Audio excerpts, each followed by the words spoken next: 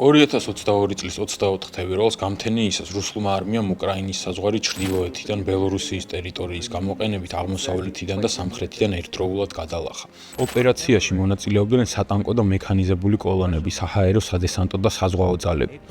უკრაინაში ჩრდილოეთიდან შეჭრილმა ჯარებმა კიევის ალყის მოლოდინი შექმნეს. იერიში განხორციელდა აღმოსავლეთ უკრაინის უდიდეს ქალაქ ხარკოვზე.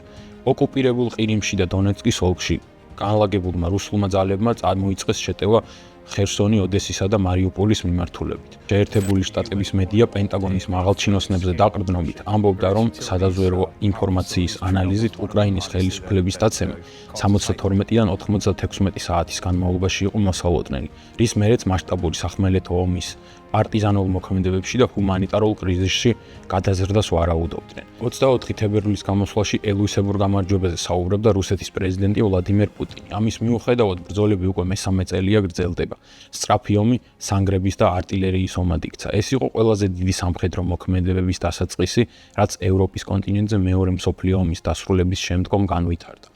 პუტინმა ომის დაწყების ღამეს გავრცელებულ გამოსვლაში უკრაინის დენაციფიკაციის საბაბთან ერთად ილაპარაკა დასავლეთზე, როგორც აშშ-ის გარშემო ფორმირებულ ბლოკზე, ტყუილების იმპერიაზე, რომელიც ცდილობს საკუთარი წესრიგი დაამყაროს მსოფლიოს ყველა კუთხეში, რომელიც რუსეთის ტრადიციულ ღირებულებებს ანგრევს და საკუთარ ინტერესებს რუსეთის ინტერესების საზიანოდ ახორციელებს. უკრაინაში გაჩაღებულმა კონფლიქტმა ათობით სახელმწიფო ჩაითრია. რუსეთის მხარეს ირანისა და ჩრდილო კორეის მონაწილეობამ გამოაჩინა, რომ ნატოს გარდა, რომელიც უკრაინას სამხედრო აღჭურვილობით, სადაზვერვო ინფორმაციითა და სხვადასხვა რესურსებით ეხმარება, შესაძლებელია ალტერნატიული სამხედრო ბლოკის კონტურებიც იკვეთებოდეს.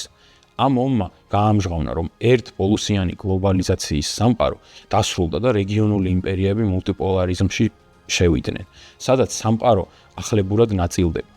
ამ ნაშრომით იმ ისტორიული პროცესების ახსნას შევეცდებით, რაც თანამედროვე გაყოფაში ჩართულ მხარეებს ისევე უბიძგებს გარდაუვალი კონფლიქტისკენ, როგორც 100 წლის წინ, რომ ომების მიზეზი მხოლოდ ცალკეული ლიდერების პირადი ამბიციები და იდეებით არ შემოიფარგლება.